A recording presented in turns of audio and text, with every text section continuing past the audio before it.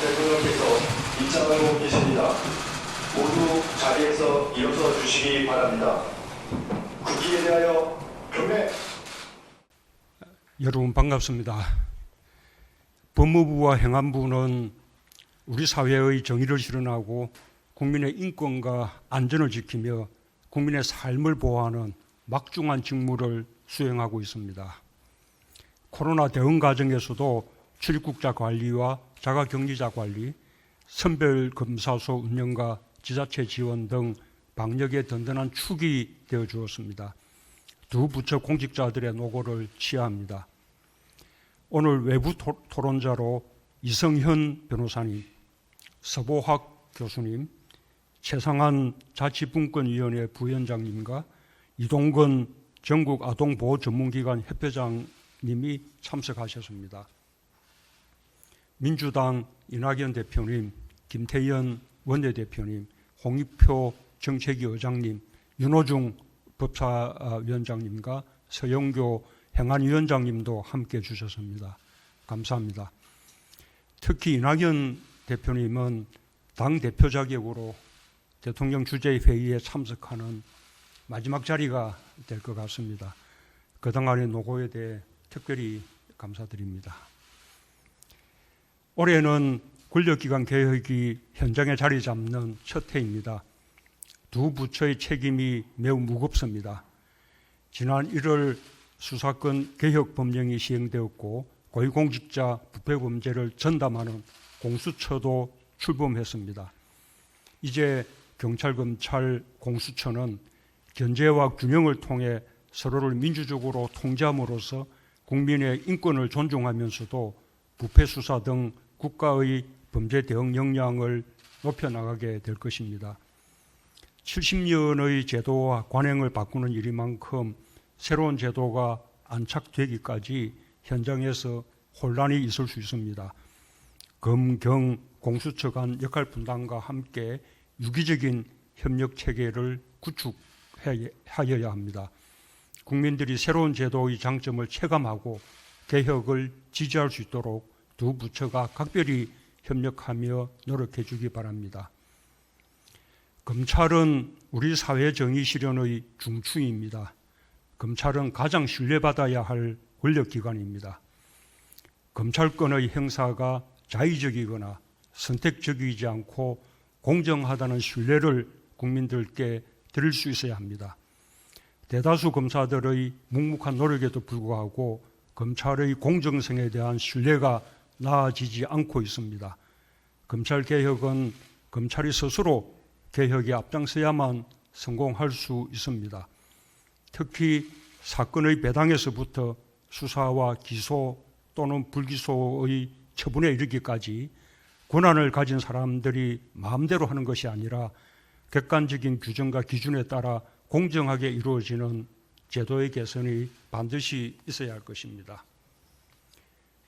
경찰의 수사 지휘 역량도 빠르게 키워야 합니다. 권한이 주어지면 능력도 커질 수 있다는 것을 증명해 주기 바랍니다. 신설된 국가수사본부를 중심으로 책임 수사 체계를 확립하고 치안 서비스의 질을 높이기 위한 자치경찰제도 차질 없이 준비해야 하겠습니다. 공수처 역시 하루빨리 조직 구성을 마무리 짓고 국민의 기대에 부응할 수 있게 되길 희망합니다. 수사권 개혁과 공수처의 출범으로 권력기관 개혁의 큰 걸음을 내딛게 되었습니다. 그러나 아직 완성된 것이 아닙니다. 견제와 균형, 인권 보호를 위한 기소권과 수사권 분리는 앞으로도 꾸준히 나아가야 할 방향입니다. 입법의 영역이지만 입법의 과정에서 검찰 구성원들을 포함한 다양한 의견 수렴이 있어야 할 것입니다. 국민을 위한 개혁이라는 큰 뜻에는 이견이 없겠지만 구체적인 실현 방안에 대해서는 절차에 따라 질서 있게 그리고 또 이미 이루어진 개혁의 안착까지 고려해 가면서 책임 있는 논의를 해나가길 당부합니다. 법무부와 행안부는 국민의 안전을 책임지는 부처입니다. 범죄와 재난으로부터 안전한 나라를 만들어 주십시오. 나라가 발전하고 국민의 삶이 다양해지면서 안전의 범위가 넓어지고 안전에 대한 국민의 감수성도 높아져서 과거의 관행을 벗어나야만 보이는 부분이 많아졌습니다. 특히 가정 내에서 이루어지는 아동학대는 각별한 관심을 두지 않으면 발견하기 어렵습니다. 가족 간의 문제라는 인식부터 떨쳐버려야 합니다. 아동의 눈높이에서 문제를 바라보아야 합니다. 학대 아동 발견부터 보호까지 종합적인 아동 인권 보장을 위한 특별 추진단이 설치된 만큼 국가가 아동 보호를 위해 최선을 다한다는 믿음을 국민들께 드릴 수 있기를 바랍니다. 날로 다양해지는 성범죄의 유형과 방법에 맞서 스토킹 처벌법이 제정되었고 디지털 성범죄 처벌이 강화되었습니다. 새로운 유형의 범죄에 적극 대응해 주길 바랍니다. 기후변화가 가속화되면서 재난 대응 체계 강화도 시급한 과제가 되었습니다. 인공지능과 빅데이터, 사물 인터넷 기반의 예보, 경보, 관리 시스템 구축 등 재난 대응 체제 고도화에 최선을 다해 줄 것을 당부합니다. 민생 회복을 위해서도 두 부처가 할 일이 많습니다. 코로나 상황에 따른 상가 차임 정감 청구권을 활성화하는 한편 코로나로 폐업이 불가피한 임차인에게 계약 해지권을 인정함으로써 위기 상황에서 소상공인들을 보호하는 방안을 적극적으로 추진해 주기 바랍니다.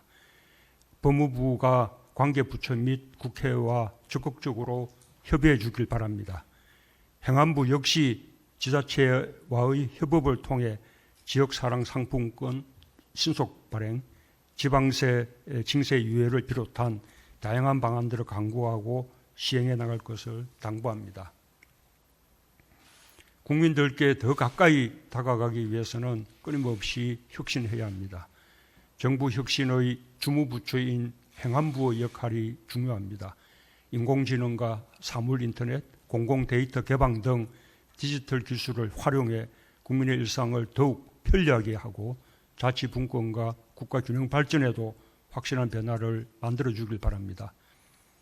지난해 32년 만에 지방자치법이 개정되어 주민 참여와 지방의회 권한이 크게 확대되었습니다. 지방자치 부활 30주년이 되는 뜻깊은 해를 맞아 자치분권 2.0 시대를 힘껏 열어주길 바랍니다. 지역균형 유지에도 속도를 낼 수 있도록 관계부처들과 협력을 강화해 주기 바랍니다. 오늘 업무 계획을 충실하게 준비하느라 수고들이 많았습니다. 실천도 잘해 주시기 바랍니다. 감사합니다.